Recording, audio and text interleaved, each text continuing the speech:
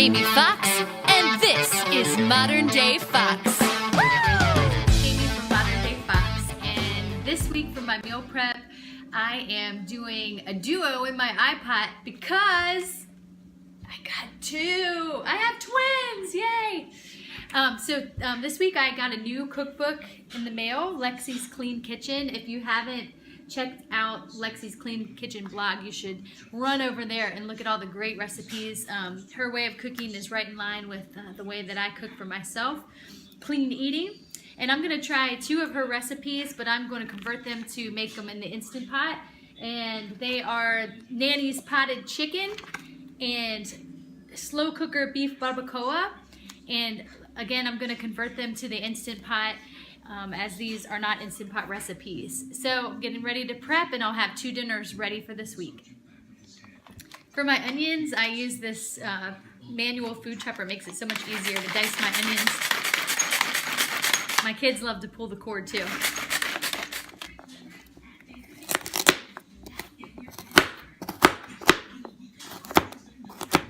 The first step for the potted chicken is to saute the onion and garlic for 2 minutes and then add the carrots. So I'm going to go ahead and do that. Set my pot at saute. And while that's sauteing, I'm going to make the rub for the barbacoa.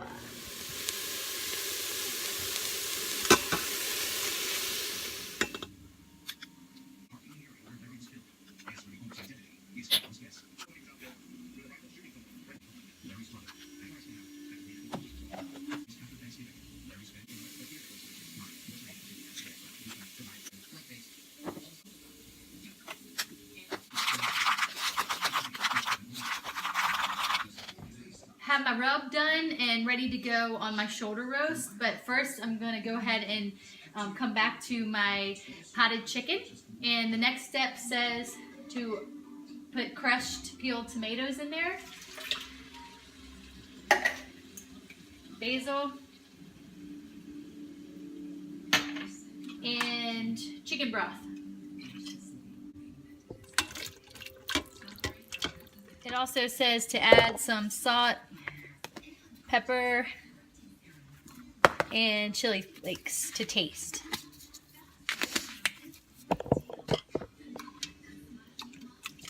Give that a stir. The recipe calls for a whole cut up chicken, but these leg quarters were on sale.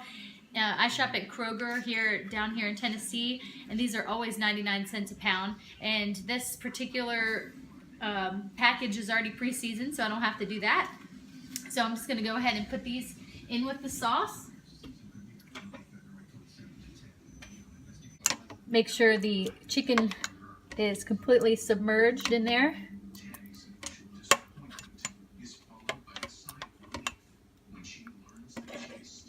I looked up on Skinny Taste and some other sites to see how chicken quarters were prepared, and almost all the recipes say manual at 30. So I'm going to go ahead and do that. Make sure my sealing valve is set, and this is good to go.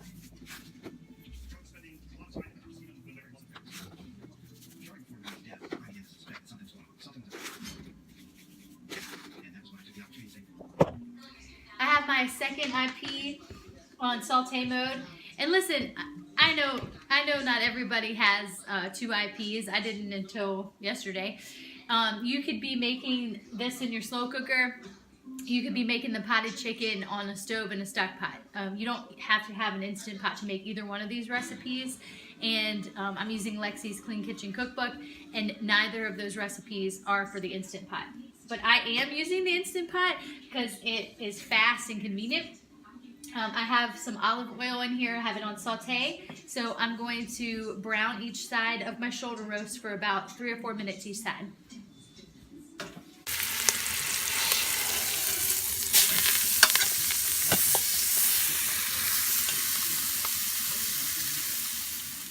Hi.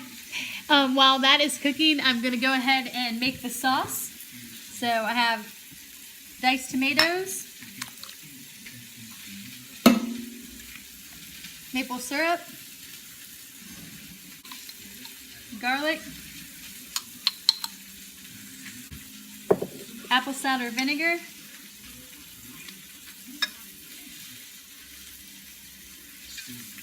And then it has a variety of spices, but I have a lot of the rub left over, so I'm just going to go ahead and put that in there. Why waste it?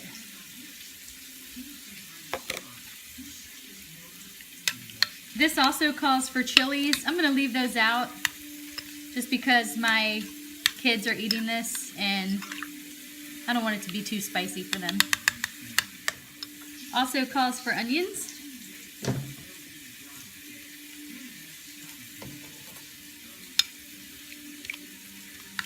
Now my shoulder roast is browned on both sides, so I'm going to take my sauce and cover my roast with it.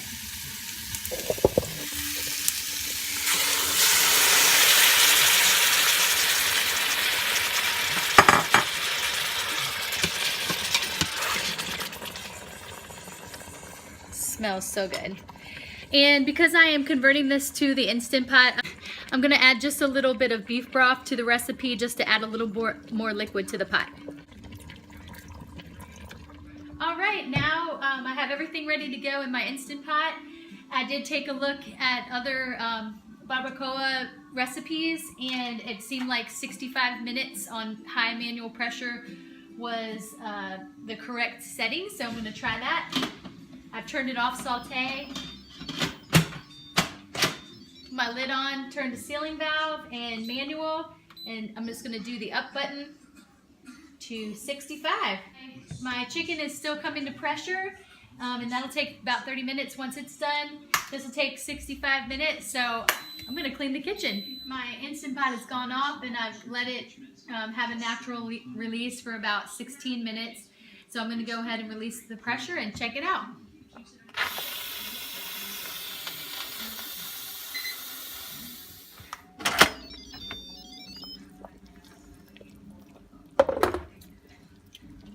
Beautiful. It smells wonderful. I'm going to remove the chicken and put it in my pot.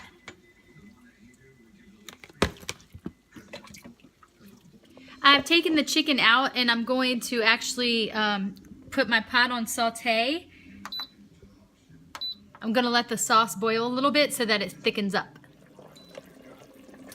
And it's boiling now. It's been about 10 minutes or so of boiling on saute. And I'm going to go ahead and turn it off. And I did stir throughout this whole time, but it helped it thicken up a little bit. I'm just going to pour it back over the meat.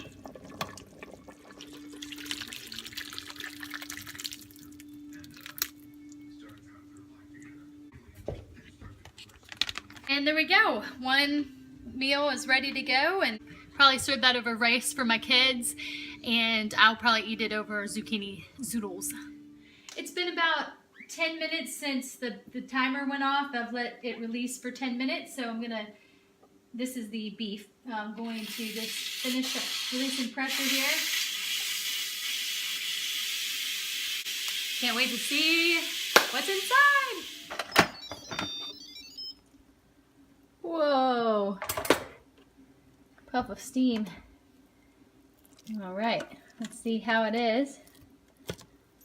And I'm thinking that wasn't long enough because it's not falling apart. So I opened it and I can tell that it's not done yet. So that's okay. That is why I like to prep things on the weekends so that you know, if I'm experimenting with my Instant Pot, I don't run into this problem when I have 2 starving kids and a husband that are waiting to eat. So I know from experience that my pork shoulder roasts take 90 minutes. I was trying to follow what I had found online with a similar cut of meat, but I'm going to do another 30 minutes and hopefully it'll be fall apart delicious by the time. My timer has gone off. I let it release for about 16 minutes, so I'm going to try again. And hopefully it's done this time. We will find out. Woo! That's hot.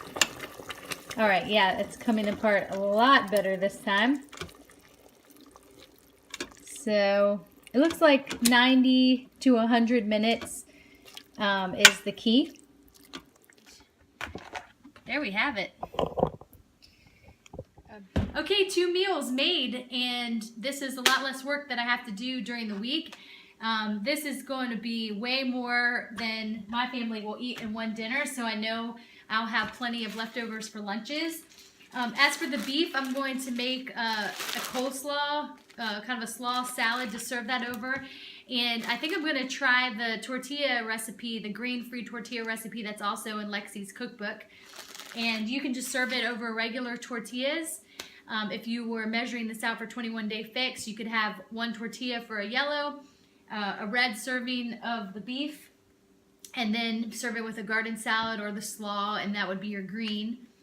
As for the chicken, that would probably be 1 red and 1 green, just because there's so much tomato and sauce in it. And then I would probably also count a teaspoon, just because we cooked it with the skin on, so it has a little bit more fat.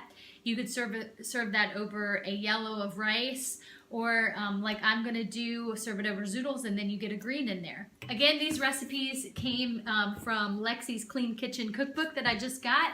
I will put a link to it in the description of this video, and you can get this cookbook. It's beautiful. It has lots of options. It's paleo-friendly, and I think you can easily incorporate it also into the 21-day fix nutrition plan as well.